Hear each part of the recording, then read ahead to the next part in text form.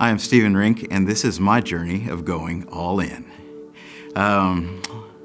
All in started about a year after I started working for Grace, and I was already struggling, and I have never been the type that really enjoyed a good financial campaign. So when they announced it, my first reaction was like, the whole thing of just wanting more money because, I had already thought I was a faithful tither, and so I was just aggravated. I was having some contentious times in my life. I was getting used to working at a new church. I had new personalities, new expectations, and I really didn't want to hear about, let's do this campaign for more money.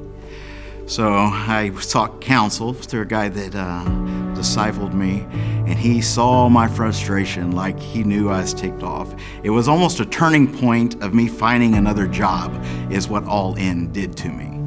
And he said, just calmly said, all we're asking is for you to pray, and if God tells you to do something else, do it. And I was like, okay, I'll pray, but he's not going to tell me to do anything else. That's just it. He's not going to tell me. And so I started this journey of praying, and I would like to say I turned a blind ear to what God was telling me the first month, because he would say, I want you to do this. And I'd be like, didn't hear that, right? And so this went on for several months, and until he finally made me so uncomfortable and so contentious that I finally just submitted. And I said, okay, I'll do this. He was wanting me to do this, and I did this. Because every time we'd come up with a figure, I would slide him my figure. He's like, slide it right back.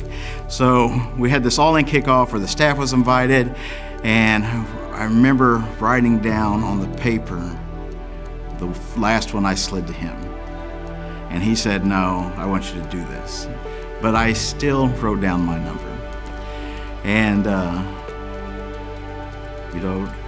we went up there, we put rocks up, we stacked our rocks, and we're just like, yes, we're gonna do this, but I knew I was only doing half of what he wanted me to do. So I left there in regret, and I was like, okay, I put in this, but I'm gonna shoot for what God wanted me to do. And from the very first time of our all-in offering, I always shot for what God wanted.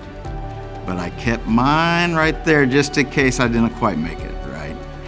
And so once we committed that, like me and my wife looked at that number, and at the time we were living in downtown Kansas City, Kansas, in a not so good area. We had just adopted our son Giovanni.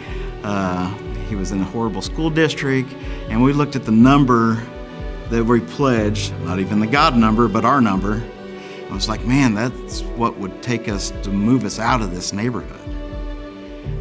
And we just felt led, well, I guess this is where God's got us for right now, and I guess we'll just be happy. We're not homeless, but we still would like to be out of this area.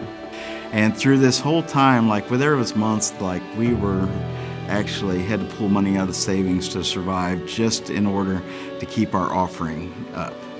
And there's been awesome times where someone just out of nowhere said, hey, we would like to pay your guys' car payments. Out of nowhere. And this was a month that we was really struggling, and I was just like, thank you, Lord, thank you. And, we had 2 people give us over the amount that we pledged for All In. It was a pretty amazing time. Me and my wife were blown out of, we don't have a lot of family. And so for us to be blessed in this way was crazy. And so we sit here after I had been very resentful to go all in, and actually through a little 3-year-old tantrum in my mind for many months. It has been one of the biggest growing experiences in my relationship with God that I've ever experienced. To be totally, you take it and you take care of me. To have that kind of dependency with God, and to see him pull through and honor all the promises that he had in his Bible has been an amazing experience through All In.